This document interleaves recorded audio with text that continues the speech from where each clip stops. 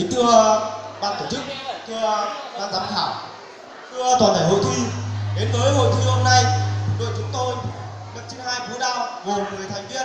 Một đó chính là tôi Sùng A Thành, hai đó chính là anh Giàng A Hùng, ba đó chính là bác Sùng A Trơ, bốn đó chính là anh Sùng A Chìa, năm đó chính là bác Sùng A Chính, sáu đó chính là chị Thảo Thị Dua, 7 đó chính là chị Mùa Thị Ganh, 8 đó chính là chị Vàng Thị Dế, 9 đó chính là anh Sùng, 10 đó chính là bác Giàng A Hờ. Đội chúng tôi đến đây với tinh thần giao lưu học hỏi, tiếp thu và xây dựng nông thôn mới. Để mở đầu cho hội thi của đội chúng tôi hôm nay là tiết mục kịch giới thiệu có tựa đề Bản làng tránh xa ma túy.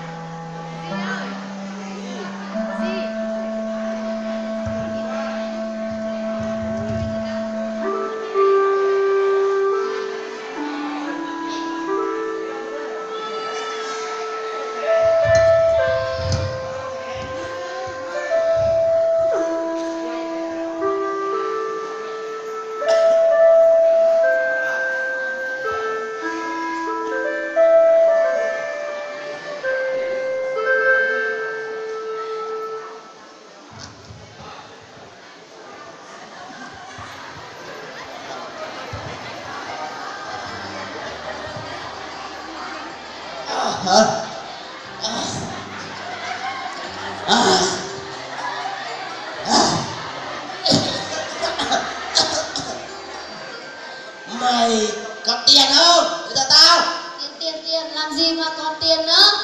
mày nói gì? Ngày xưa nhá, tao lấy mày là bố mẹ mày cho mày nhiều của cải trang sức.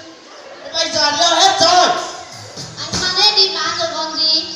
Con này mày láo. Thế là cái gì? Sao Không được, không được, Mày không bỏ được. ra. Đấy, trời ơi.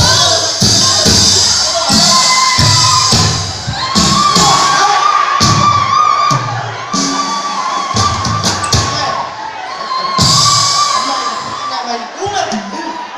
Tao liều chết không?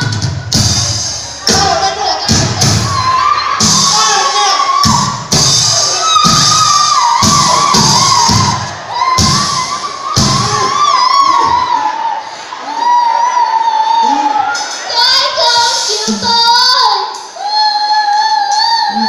Các anh không chịu Thiến Mì, tôi. sao đấy, đứng dậy, có phải thằng muối nó lại mang đồ gì nhà mình đi bán không hả? Cái thằng trời đánh này, ôi, thuốc chữa rồi, cô Thiến đi nhá. Thôi vụ này giao cho anh sẽ nghĩ cách đưa nó đi cai nghiện. Cô cứ dọn dẹp nhà cửa đi nhá, anh đi gọi mọi người vào đây.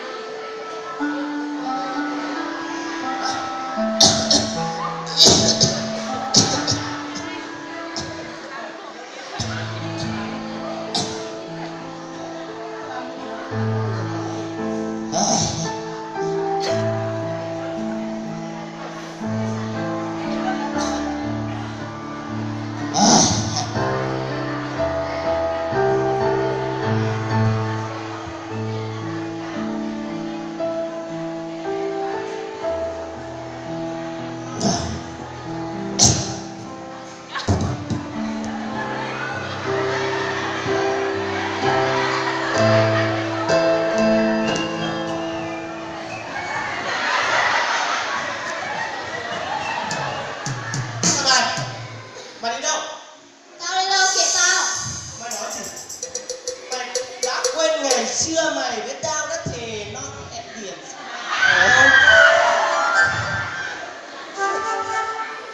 Úi giời. Trên trời có triệu vì sao? Xếp thành 4 chữ vì sao yêu em.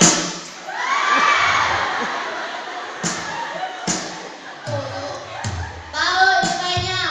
Dừng lại. Phận là đàn ông chưa một lần tin nói. Bỏ ra. Bỏ ra. Bỏ ra. Anh xin Bỏ ra. của anh. Của anh à.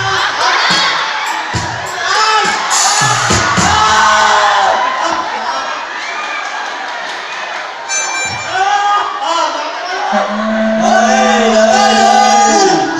Chú thấy cái tội không nghe lời anh chưa? Bây giờ thấy cái hậu quả chưa? Đứng lên, đứng lên. Đứng lên. Anh nói với chú rồi nên đi cai nghiện đi. Chú yên tâm, giữ lại rừng xanh thiếu gì cũng có đủ tốt. Đứng lên, đứng lên.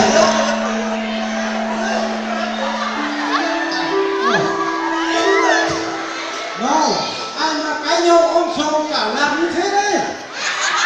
Ai nhà không? Ai thế kia à? Không có kìa. Sầu mà này không ôm sầu quá cũng được. Sầu nó ấy. Ba ơi, cháu có muốn sống đến đâu? Này đâu? Bây giờ hát ăn cả cháu nhiều. Hãy bỏ cái ma túy này cơ mà. Tốt nhất là cháu hãy lên đi cai đi. Rồi con cháu đó, con cháu nhà ta đã trốn đi rồi. Con sẽ đi để mình bên ngoài đó là con cháu đi đâu sẽ thành ra.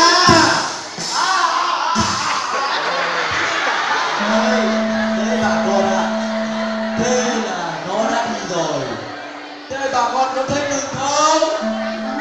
Mừng chứ, mừng không phải vì chúng ta quý nó đâu, mà mừng vì giờ đây bà con ta không lo mất trốn nữa. Mà cái thằng này nó, tôi nói với bà con nhá, nó lì lắm.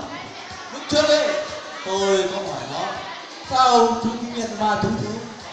Ấy thì mà nó trả lời tôi, em có nghiện ma túy gì đâu anh. Mà anh có hiểu ma túy là gì không? Ma có nghĩa là ma, mà ma thì ai chẳng sợ. Thế mọi người có sợ ma không? Túy có nghĩa là say, mà say thì có ai say bao giờ đâu. Thế nên em chẳng nghiện ma túy hay ma say gì đâu. Em chỉ làm tí hello thôi. Thế nó nói thế với tôi đấy. Các bác thề có mất dạy không? Nhưng không sao. Bây giờ chúng ta cũng đã đưa được nó đi cai nghiện. Từ đây làm ta không lo bị mất trốn nữa.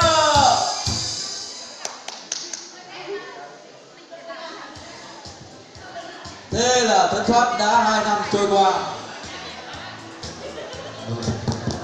Cô Bì có nhà không? Cô ra đây mà xem anh đưa ai về thăm cô này. Em Bì!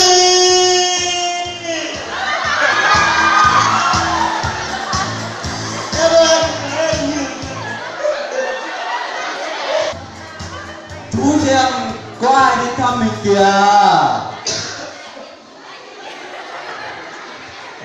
Cháu mới à. Cháu đi đây à. Luôn đây. Cháu lắm kìa. Luôn.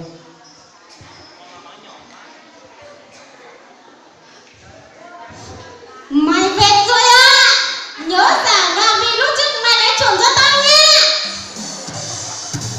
Vâng ạ.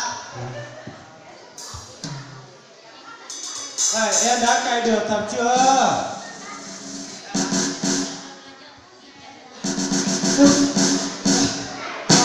Em nghĩ thì em đố mọi người. Dạ bây giờ em đã đi cai nghiện về và em đã cai thành công. Em không còn nghiện nữa. Em sẽ tuyên truyền cho bản làng của em tránh xa ma túy, tuyên truyền cho mọi người không bao giờ động đến ma túy, và em sẽ hô to khẩu hiệu mọi người cùng chúng ta góp sức xây dựng đời sống văn hóa, đẩy đẩy lùi các tệ nạn xã hội, xây dựng nông thôn mới.